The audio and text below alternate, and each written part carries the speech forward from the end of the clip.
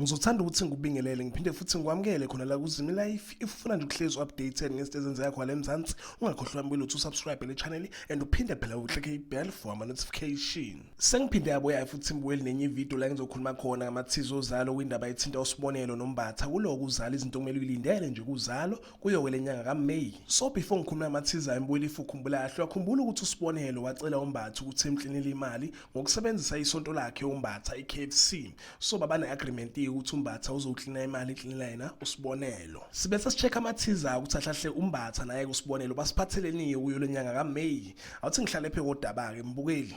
So kumathizayo baveza ukuthi kunabaseshi abashaka abafikile kwamashu okuwuzola notalent abazophenya ngokuklinwa kwemali leklinwa nguSbonelo. And baphinde baveza ukuthi labaseshi bazokwenza isicelo kumondli njengoba phela umondli owukapteni wamaphoyisa okamashu ukuze phela bekhone ukubopha uSbonelo. Uhlelo uzoyithola esenkingeni lapho khona azobethi uzama ukubaleka ubugebengu asayifake kubona uzobanjwa yiboke labaseshi. uSbuzo bese emgadile uhlelo ngaleso sikhathi because phela uzobe sesaba ukuthi uhlelo engaphinde futhi ebaleke.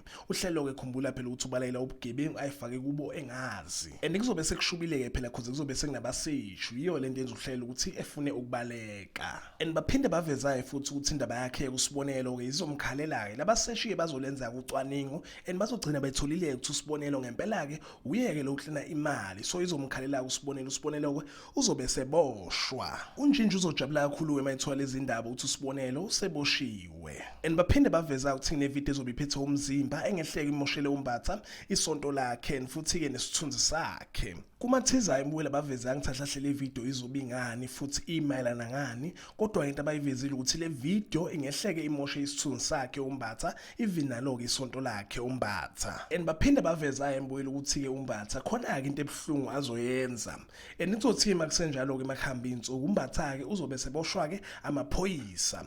Into abangayiveza ngayo imbuyela kumathiza ukuthi ke uMbatha uzobe boshwelana sazi noma uboshelwa indaba yakhe kuSbonelo indaba yokuklinwa kwemali noma kuboshelwa enye into eseceleni. Uyazi ke imbuyela ama-Teasers bakunike yonke information bakunika lokho nalokho kodwa ke ungahlala ke phela ubuke Uzalo ubibonele ukuthi ahlahle kuzokwenzakalani. So yake mbukeli ke ngiyivala ke indaba yethu ke namhlanje yawo ama-Teasers la ngizophinda ke futhi ngibuye ke namanye ngu-update. Uyazi ke mina ngihlezi ngikhona for wena. Cela ungakhohlwa ke mbukeli ukuthi ke usubscribe ngawusubscribe and uphinde futhi ke ulike if ungazi ulike. Hayi ngithi ke nje danki ngiyazibongela.